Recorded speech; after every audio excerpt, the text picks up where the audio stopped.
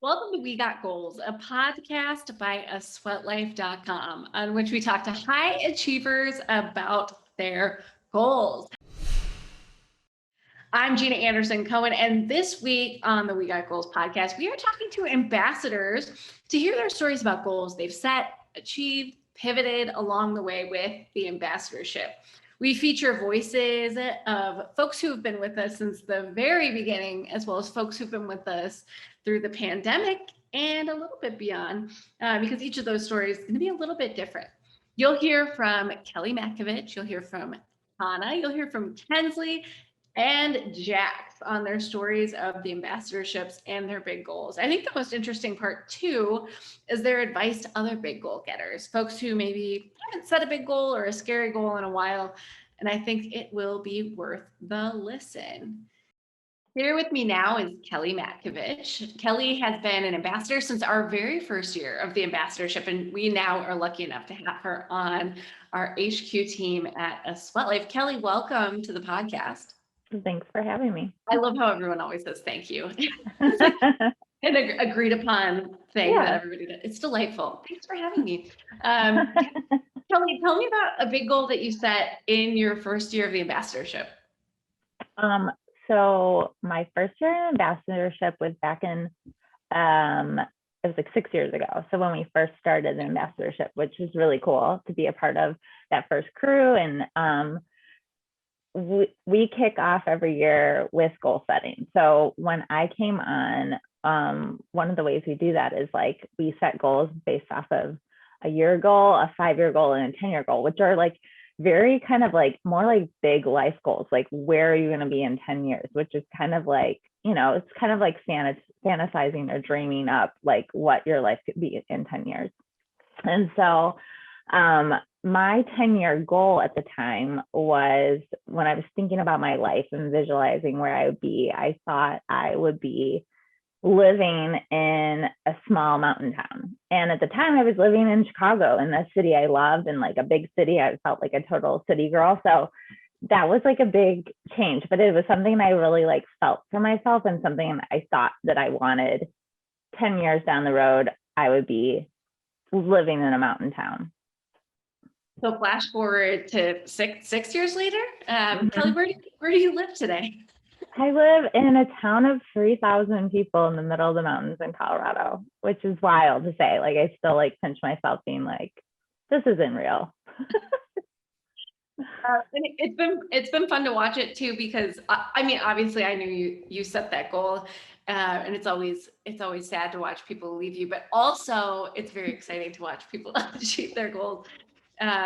What did it feel like to achieve that? What did it take to get there? Talk us through it. Yeah, I mean, it's kind of interesting because it was a lot of circumstantial also. So, I mean, and part of setting a goal like that, I think, is when you're like talking about living somewhere different, it's a little bit different than setting a goal of like running a marathon or something like that, where there's actual, steps that you can like follow. So the past year, I mean, circumstantial, we've lived in a pandemic. So there was a lot of things that like were thrown my way.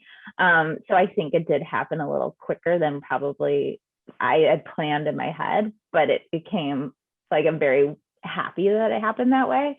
So yeah, but I think there is like this power of writing stuff down and actually like visualizing that. So it kind of like helped me, even though it was all like out of chaos, kind of like it helped me have a plan, which is it's kind of wild. And I do think that part of it is like putting something out there in the world, and yeah, it's just crazy to see it come to life. Yeah. Well, you have to say it to start even like being able to believe it can happen too. And you have to believe it can happen before you start taking the steps. Mm-hmm. Yeah. Okay, Kelly. So as we bring on the new class of ambassadors, today, as of the airing, so the air date of this podcast, it's September 1st. So the ambassador application will be closed. So as we bring on this new class of ambassadors, what's some advice you can give them as they're thinking about their goals and as they're joining us, and just really advice to goal getters in general? Yeah, I think like, don't be afraid to, even if you're like this is silly or this will never happen, don't be afraid to like at least write it down. And then like the next step would maybe be like say it out loud, but like write it down. I also had some like pretty ambitious like career goals, and I remember being like afraid to even like say them because I don't know, I was, not that I would be judged, I don't know what it was, but I think that putting it out there really helps it come to life. And so I say like, just don't be afraid and put like the craziest ideas out there, because you just never know what that will, you know, how that will come to life. So don't be afraid to dream big. I love it. Let's put it on a poster and put it in everyone's mom's kitchen. Tony, thank you for joining me on the podcast. Of course. Thanks for having me. I'm here now with Hanna Cetkovic. Hanna, we've known you for a while at aSweatLife. You actually used to catch our typos on the internet. I did. Yeah. And it's one way that I like to tell. So I still do that sporadically for like other websites and like accounts. I'm like, oh my gosh, there's a typo. And I then always explain afterwards, like, I swear I'm not being like annoying. Like I'm only correcting it because like I love this content and I'm actually reading through the entire thing. So like, don't take it the wrong way. And people are generally more like they'll be like, oh, like, thank you so much. But I always like throw in the story of like, oh, I used to do this at aSweatLife. Like, I just like really love the content. And that's why like I read the whole thing and I want this to be perfect. I want you to be successful. It's funny that when we would get those emails from you or Facebook messages sometimes, it was always so like friendly and fun, and I would always make the updates because in the beginning it was just me, so typos would slip through all the time. And now every once in a while we'll get like kind of a snotty email. Like generally our audience is very kind. Like let me that. But every once in a while we'll get a snotty email from someone that's like, you could have proofread this. And it was during sweat working week, so everyone was tired, and we sent an email and it had a typo in it, and someone responded with one of those like, you could at least proofread your email. And I responded with Po Buddy's Nerfect and never heard from them again. Anyway, Hanna, let's talk about your goals. You've been an ambassador since 2017. I'm happy you know that number because I would have just been like a while. It's been a while. Yeah, I know. I looked back at photos and our records too. So you've set some goals along the way, and things have also changed. You want to talk about some early goals you set and achieved first? Oh yeah, early goals. So in 2017, I would be like late 20s. I'd be 27. So early on, there was goals of buying my first condo, getting my MBA, getting promoted at work, getting certifications. It was really like career and finance focused. And then now in my early 30s, I just turned 31 last week. So it's, yeah, thank you. So my very early 30s. Okay. So now it's more, I think relationship and kind of, I don't know, what's the word, like interpersonal driven. So like I'm really focusing on like building quality friendships and making sure there's time for family, and we're working on growing our family. So I've been pretty candid about our, I hate the word, it's like you're on The Bachelorette, our journey, our adventure, our roller coaster ride of being diagnosed with unexplained infertility and working with a reproductive endocrinologist or like an IVF clinic and going through that. So now it's definitely a shift in focus. So it was definitely like education, career, finance focused for a lot of my 20s. And now it's, okay, all of that's kind of in a good place, a comfortable place. Like, let's focus on our relationships and growing our family. So yeah, definitely a different season of life over here. Yeah. Well, and it's also, I'm so grateful to you for being so outspoken about your hashtag Bachelor in Paradise journey. Because it has helped so many other women and men, honestly, because men don't really know how to talk about it. So when they see women talking about it, they're like, oh, this is something that other families are going through too. It even led us to have a panel on fertility and infertility and that journey based on actually using your doctor, right? Yeah. My doctor was on the panel. It was actually, I mean, going through it, you become like this mini pseudo expert just by like being in it. But what was really interesting is as you start going through each step of different testing and different doctors, you learn that infertility affects like 1 in 8 couples that are trying to conceive. And obviously then there's the skew for same-sex couples because you need a sperm or a egg or both. So there's like a variety of reasons that you can be going through these procedures. And as I opened up about it, so many people were reaching out and being like, oh, actually, like I did that, but I did it like in secret, or, oh, I know, so like my cousin did this and had success or whatever. And it was wild because it was like this underground community that once you said like, oh, I'm part of it, people came out of the woodwork of support. And then late April, we actually had our first and only miscarriage, which was a missed miscarriage. And with that, that's 1 in 4 pregnancies will typically end in miscarriage. And they think that statistic is understated just because a lot of people don't get their first appointment until 10 to 12 weeks. And so if it like in my scenario, I would have just gotten there and they'd be like, oh, you're not pregnant. But we had early monitoring, so we knew. So yeah, and being open about that too, like that's 1 in 4. And again, people were like, oh, like I had 1, I had 2, like you're not alone. So I've always said that social media gets a bad rap, but in there's definitely ways to utilize it to be a connector instead of a divider. And I think it just depends on like how you tell the story and how you like engage with people.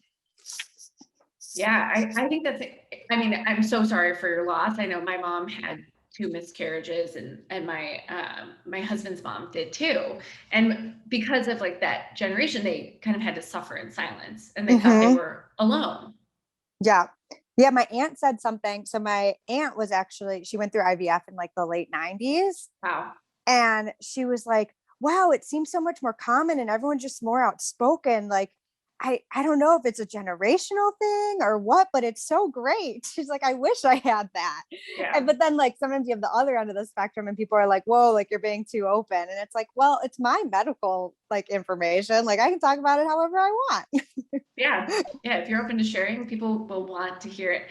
Yeah. Okay. So before we jump into your advice, Hanna, since we're on the topic of your #journey, what is a question you want people to ask you? And what is a question you don't want people to ask you on this journey? So I feel like there's a ton of advice out there on like what to do, what not to do. And truly, truly, truly, it comes down to like understanding your relationship with the person. So like there's things that I won't be bothered by that another person would. And an example of that could be like how far along were you?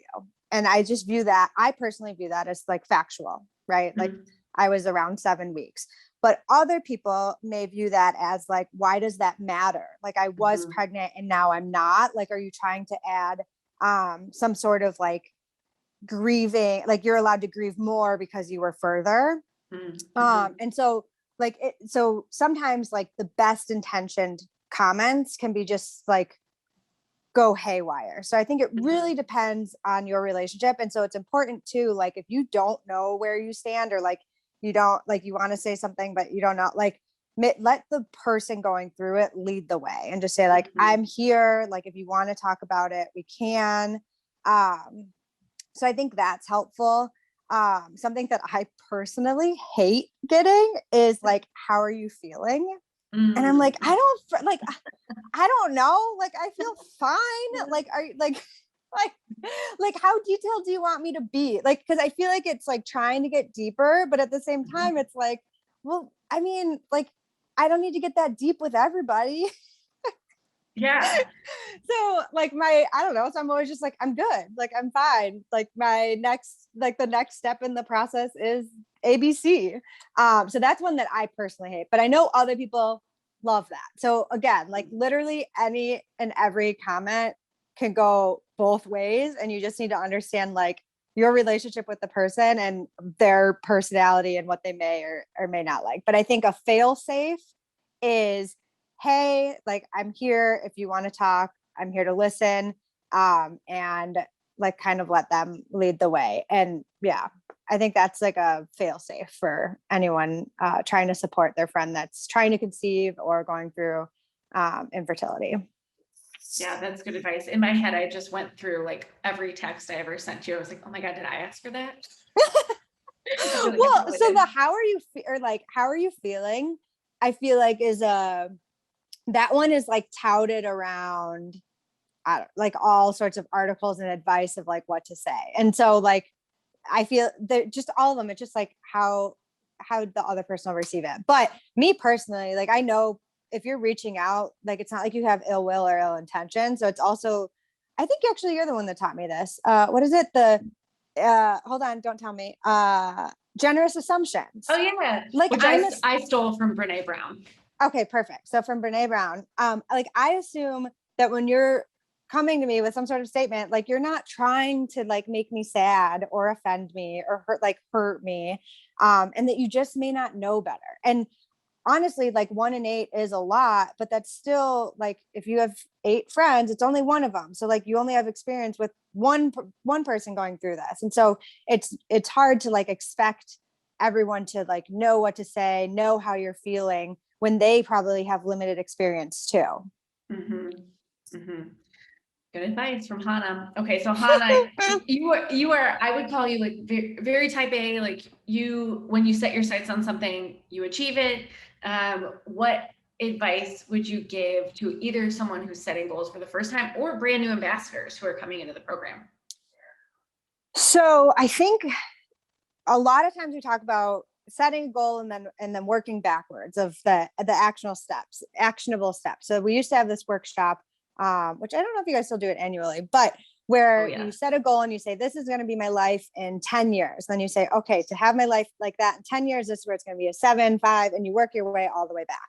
And for a lot of goals, that works. And for example, the season of life I was in previously for finance and education and career, that worked. I could work my way back and say, if I want this title and this career path, this is the trajectory I need to be on. If I want to pay off my mortgage, this is the trajectory you have to be on.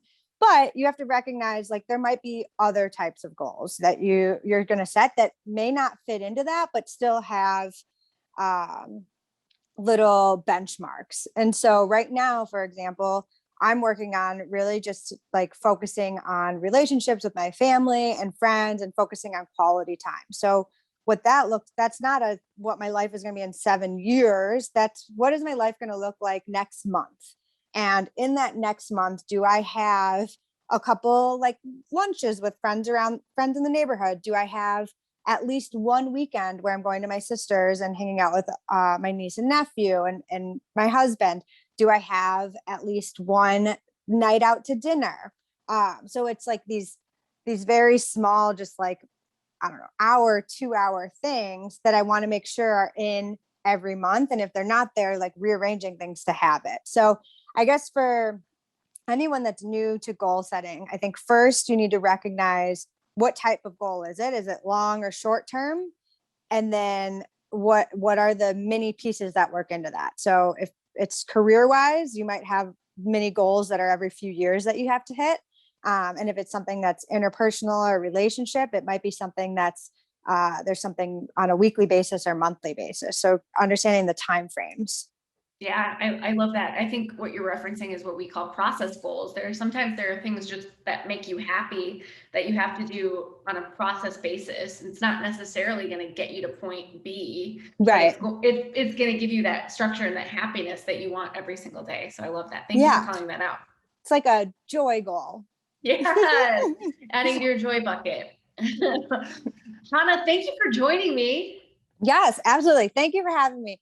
Now I'm here with Kensli Diggs. She's been an ambassador since our 2020 class, and that was an interesting year because we got to come together in a big event in person to meet each other in December of that year, and then shortly thereafter, everything changed. Kensli, talk to us about the goals you set And what's changed for you personally since then? Yeah, so originally back in that December, I think it was December 2019, is that right? That's right. We hit the ground running in 2020. So back in that December, I was actually expecting, I was due in March. So I know a part of my big goal was to just have my child, welcome another child into the world, figure it all out. And I did just that. So now Prescott is 17 months old and he's going to daycare, and all of that is going swimmingly. And also at the time, I was working in events, which I'm sure you can imagine as 2020 hit, there was a lack of events. So another goal that I had to kind of adjust to or pivot to was a change in career. So going from working in events, working contract, to working in aesthetics, I pivoted my career and changed all of that around, and am now the manager of Spa Derma in Lincoln Park. So that's another goal that I was able to conquer. Interestingly enough, I was able to find that position through Kelly with aSweatLife. She was able to connect me with the spa director at Spa Derma. So that was my in, and that's how I got that job, which I still love to this day. Love it. We love sort of the career connections that happen really organically with the ambassador network too. We see people posting jobs, like if their office is hiring or their company is hiring, they post to Slack to really bring in other ambassadors. And we love passing on jobs to the ambassador network too. So that is not a rare case that you found the job through the ambassador network. Oh yeah, for sure. I found mine through the ambassador Slack. So I was just following up on one of the posts that I saw, and yeah, sure enough, everything worked itself out, and that's the career I still have. Amazing. And Kensli, you also launched some creative projects too over this time. You want to talk about that? Yes. So the biggest one is diversity and wellness. That started out of the diversity and fitness like symposium that we did, and just hearing the feedback from some of the ambassadors about how they weren't feeling seen in fitness and feeling seen in wellness. So I collaborated with Christiana, aSweatLife photographer. I'm sure if you have not already, once you're an ambassador, you will get an opportunity to meet her. And we worked together on the project, taking photos and having photo shoots of people, aSweatLife ambassadors who are of all different sizes, of all different races and ethnic backgrounds, and just getting to know more of their stories through interviews that I held with them. So actually we have Diversity and Wellness 3. It's going to be launched in just a few days here. And that'll be exciting too, because that project includes kids, includes the youth.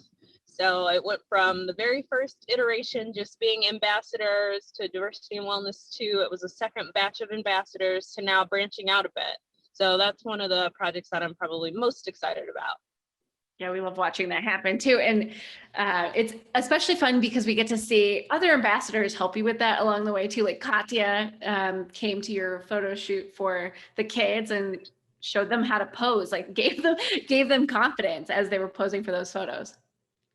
Yeah, definitely. Absolutely. And I remember for the first Diversity and Wellness, Erica, she was like my main hype person back when it was just an idea, telling me, yeah, it's a great idea and it needs to be a project.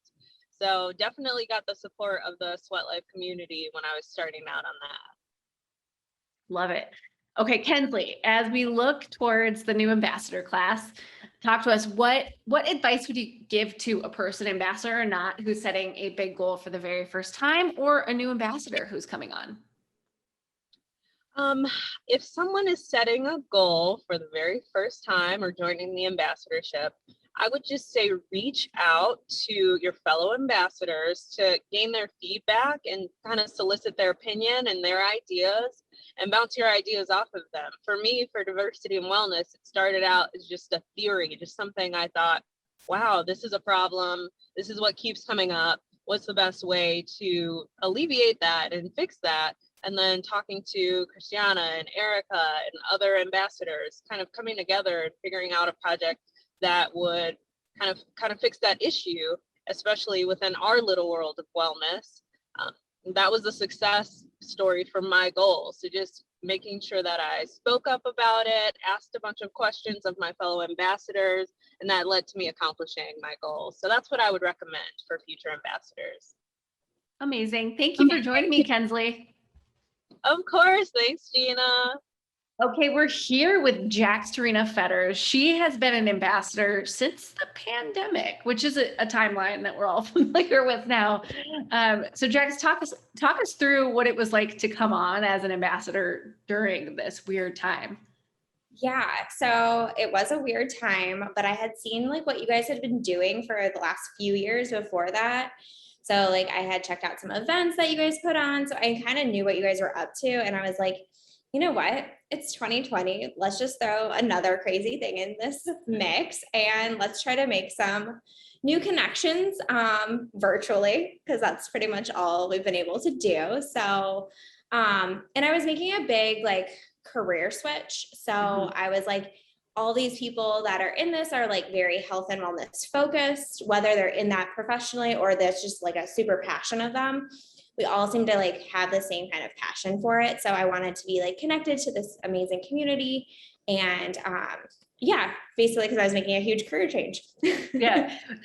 So talk us through, was the career change your big goal? Yes, it was. So, and I'm still like in the process of it, but it's, it's moving forward and everything is great. But I was heavily working in marketing for brands, and I still work a little bit in marketing, but I wanted to be a holistic health coach. That kind of aligned more where I saw my life going and with who I am like deep down. And so I was like, perfect opportunity. Let's do it during the pandemic. So I signed up for a certification course that took about a year. I just finished it in June. So very excited. And now I'm building my business. But yeah, so that was my goal, was to like start, like get my certification done and kind of like start my business through the first year of being an ambassador. Wow. So congrats, first of all. It's really hard. It's such a hard shift to make, to decide to change your career path. So it can be really helpful to have friends with you along the way. What's changed over the year? Has your goal been kind of like steady? Has anything come up? Yeah. So, I mean, I've worked towards the goal. And I think it was easier to like focus on it, like when it's colder outside and like you don't want to do much in Chicago, because I am in Chicago. So right now I'm like just want to be outside. But and then yeah, so like I took a lot of advantage of some of the programming that you guys do for ambassadors. Like you guys had like amazing speakers, and like I ended up meeting and like being connected to like Emily Moyer through you guys. And I ended up like hooking up with her and like going down her path, as well as like Ariel, who does like today I did it right.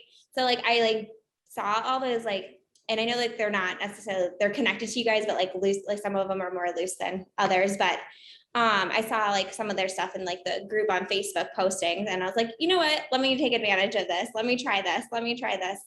And from that, I've kind of built like a little community within the community. And like one of the other ambassadors who joined a couple of years before me, Ellen Sears, she has been doing some of the same stuff I did, and we ended up getting reconnected. So it's been really cool. We've been like, we've been cheering each other on and doing our own little like Zoom meetings weekly so that we can like keep each other moving forward in our new business ventures. I love that. And the thing that's really fun is we set a goal internally as a company to highlight and feature ambassadors more, like both in the workshops we're creating and also in what we're putting out there on aSweatLife.com and the articles. So it's really fun to see ambassadors say like, hey, I want to become a financial planner, or I want to do X, Y, and Z, or I'm going to get my MBA, and having them go through their own experiences and then share them with other people is really incredible to watch. So Jax, what's next for you? So now that I have my certification, I'm just, working on figuring out my business, trying to get some clients. And then I have some other big goals that I want to do in general, like with content creation, around it. So, one of the things is maybe a podcast, definitely like a cooking YouTube channel is kind of where I'm heading, I think. So I have like things that I want to do. So, not sure which firm goal I will have, but one of those in like content creation, as well as like getting my business actually up and running. I love that. Okay, so any advice for anyone who's setting a big goal for the very first time or brand new ambassadors? Yeah. So my advice would be to take a deep breath. You got this. And to take advantage of, if you're in the ambassador program, take advantage of some of the workshops that are for ambassadors. There's always amazing speakers, amazing people connecting to different things. I've done a lot of cool like cooking ones with you guys, which helps spark for me different directions that I want to take my business. So just take advantage of all the opportunities and the connections, and you meet amazing people who are all in this with you. So they'll be your biggest cheerleader. Thank you, Jax, for joining me. This was another episode of We Got Goals, which is an aSweatLife.com production. Thanks for listening, and thanks to all of my guests this week, Kelly, Hanna, Kensli, and Jax. Also, a special thanks to Ryan Deffitt for audio production, Ryan Barayuga for video production, and to all of you, our dear listeners and community.